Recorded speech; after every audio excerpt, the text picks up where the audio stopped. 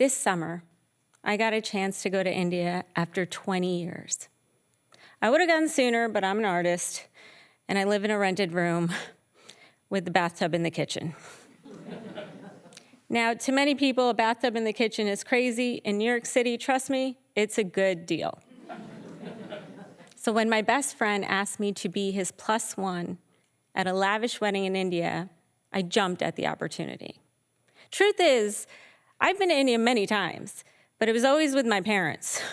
And going to India with my parents is like going to the dentist, or worse, a New York Jets game.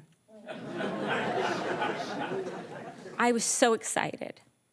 I was finally going to be an independent woman in my motherland without my mother. The wedding was in the city of Jaipur, and Jaipur is nicknamed the Paris of India. So just imagine Emily in Paris without the hot sex or the white people. We arrive, and Jaipur is nothing like Paris. Nobody speaks French, and the people here are friendly. Sometimes a little bit too friendly. A man ran up to me in my face. I got scared. I clutched onto my friend's arm. He goes, "Where are you from?"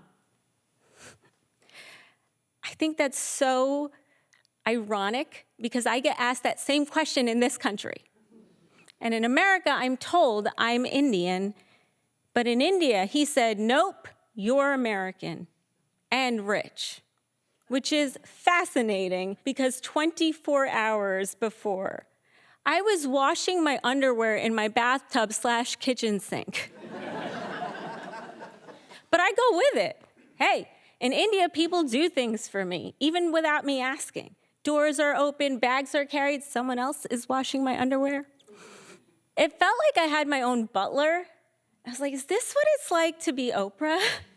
Because if it is, I'm gonna move here. I mean, with this exchange rate, I could live like a queen. The next morning, my friend is feeling ill, so I decide to go for a hike.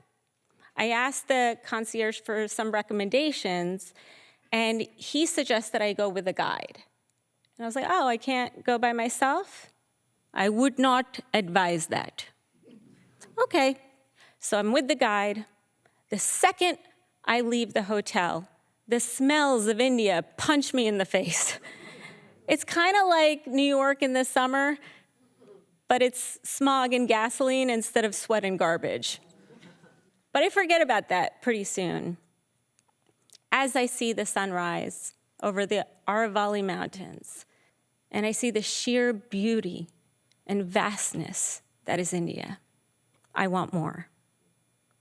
The next day, we decide to venture into the city. I thought, hey, let's rent a car, I'll drive. Again, the concierge said, I would not advise that. We get in the car, though, and there are no seat belts. And I'm just like, I guess they don't use those in India. Maybe they don't need them. As the driver guns out of the hotel, like he's Vin Diesel in the Fast and Furious 72, and I'm holding on to the headrest for dear life. And then he merges onto the highway with 85,000 people. I mean, I see everything, cars, trucks, entire families on bicycles, elephants on bicycles. It was wild. And then, for some reason, he's possessed to cross the highway divide. And now we're going 50 miles an hour into oncoming traffic. And as the truck zooms right to me, I'm like, I guess I didn't need those 6 vaccinations from Costco. I'm not gonna die of tuberculosis.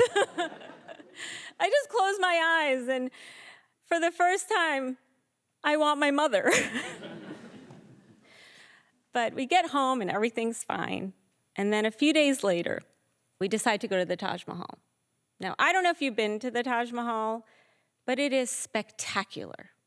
It's like a life-changing experience. You know, kind of like a Taylor Swift concert to a 14-year-old. It was built by this king in loving memory of his beloved queen. And she actually asked for it on her deathbed. And I think that's why it's one of the 7 wonders of the world, because it's one of the few times a husband actually listened to his wife. But inside the rotunda, there are these 2 ornate caskets, and they're replicas of their actual caskets. And on the king's casket, there's a pen box. And on the queen's, there's a slate. I'm confused. Why? And the guide says it's a symbol. It's because the man writes the destiny of the woman. Here we are, hundreds of years later. Not much has changed.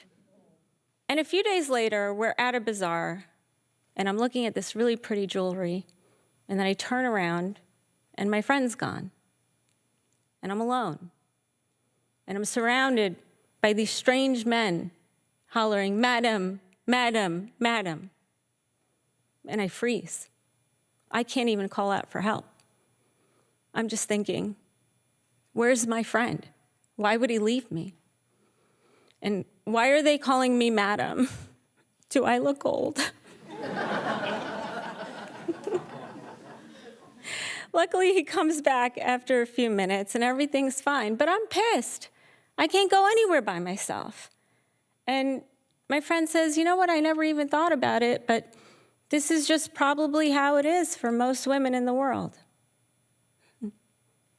Back in New York City, first thing I do, I go for a walk all by myself to the Hudson River. I watch the sunset over the Freedom Tower and the Statue of Liberty. Now I'm back in my apartment, in my bathtub, making eggs.